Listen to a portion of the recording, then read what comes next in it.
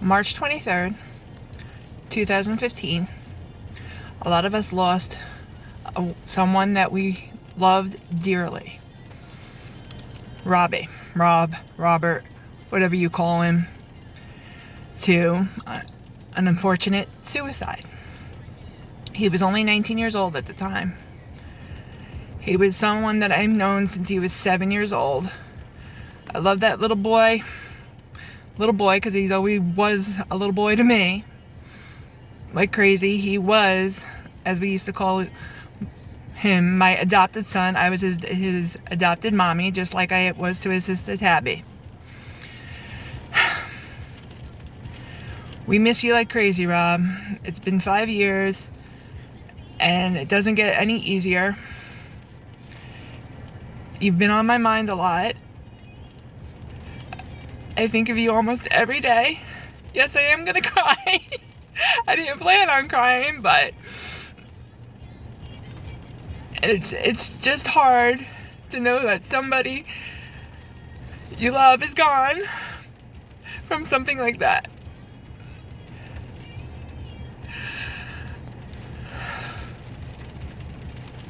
Something that he could have gotten help for. Could have talked to anybody that loves him, and anybody would have helped him. But unfortunately, he took the way out that he thought was the best for himself.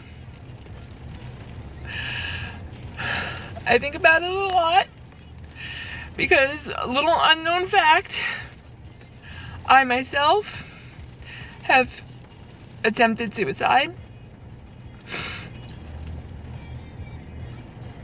It wasn't a decision I wanted to make, but unfortunately, when you get in that mindset with the anxiety, depression, PTSD, whatever mental illness that you may have or may think you may have, you just don't want people around you to suffer, or that's what your brain is telling you. You don't want them to suffer. You don't need to be here. You're a burden on them. But believe it or not, there are people out there that care and that will kick your ass if you even try it. I'm still shocked to this day, 5 years later, that I got that phone call. It was only about 6 months after I moved back to Long Island that he left us. And I relive it a lot in my head because I think of myself, I think of many others.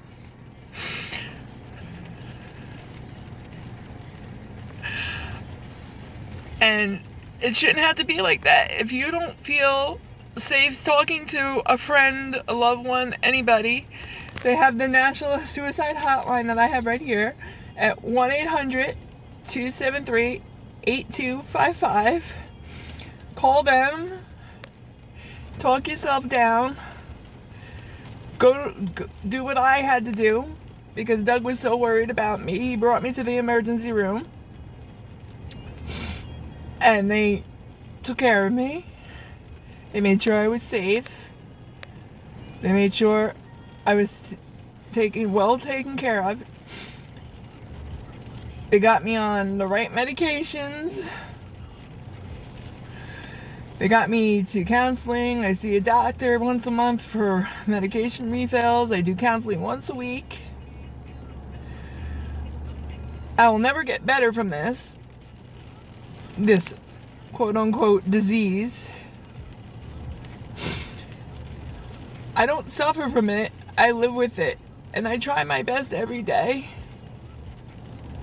to not let it get to me. But there are days, especially like today, where you just don't want to burden anybody else with what's going on in your head. When you miss somebody so much. Oh God, there's that ugly cry. That your mind just keeps racing and racing and racing. What could you have done to make it better? That's why I always play that Lewis Capaldi song, Before You Go. If you haven't heard it yet, I mean, you probably don't listen to that type of music, but if you haven't heard it, it's Louis Capaldi, Before You Go. It's gonna make you cry, because it made me cry. But,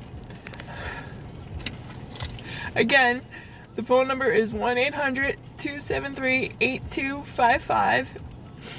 If you feel that you need to reach out to somebody that you could trust other than a family member or a friend. Robbie, I love you, and I miss you every day. Wow, this is hitting me pretty hard, I'm sorry. But you got your two beautiful nieces, Isabella and Savannah. Let me tell you, they both like you. Especially Bella, and ooh, those looks she gives. Same looks you do. We haven't figured out Sassy too much yet, but she got a little bit of attitude in her too. And I'm so thankful that they made me her godmother, because maybe that's the only thing saving me from doing something stupid, something drastic, something desperate.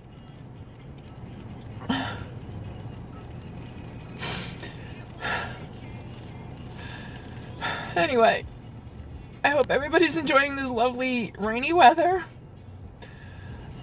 and have a great day. Try to. Peace.